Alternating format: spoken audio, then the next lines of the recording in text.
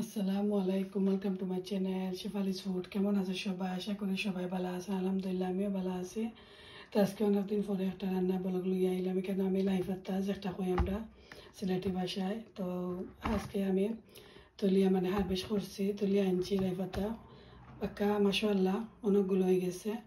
তো আজকে তলিয়া আনলাম, ছোটো তো দেখাইছিলাম মনে হয় গাছ। তো আজকে তো দেখা যাবো যে খাইবাল্লা হয়ে গেছে। তো আমি কইতে তুলি লাই তুলি আনছি। আর এখানে বাখর বাতা এই গাছর আমার গার্ডেনর তো তো গেরান সফর বাখর বাতা তো গেরান করে না।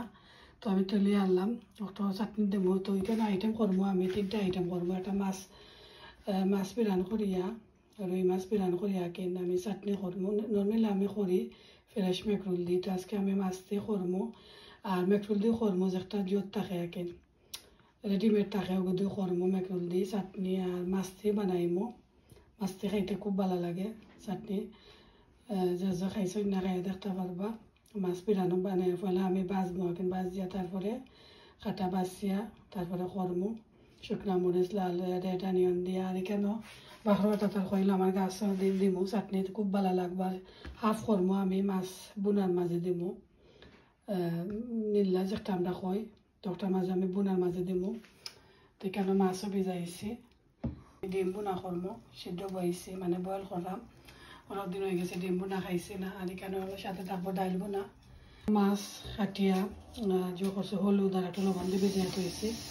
এখানে পেঁয়াজ কাটিয়া নিচ্ছি। এখানে লাই পাত্র খাচ্ছি 2টা আগে একটা দিমু মাছ বোনার দিমু চাটনি করবো 2 জাতে।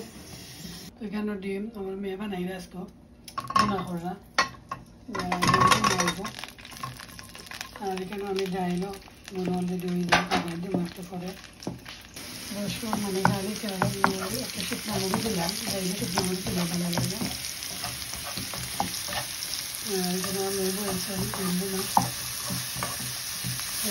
তেল দিতে তেল দিলাম আমি রসুন দিতাম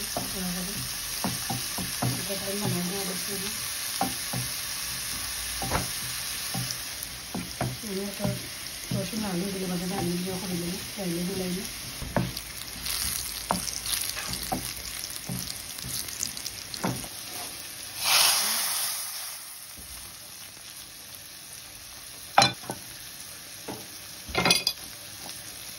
ডাইল হয়ে গেছে। তো ভিজে বেশি দিচ্ছে ডিম বোনা করবো টেনেতে দিতে টেনেতে টেনেতে দিতে।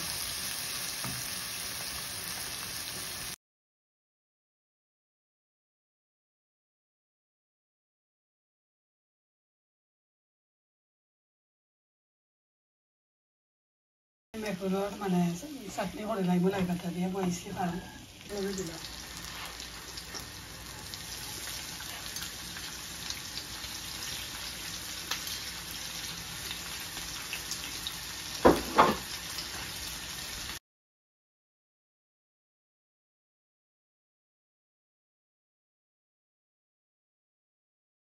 এখানে দিল মেকুর পোস্তা আমার বুনিয়া দিয়ে করে নিচ্ছি, গ্রাম করে নিচ্ছি।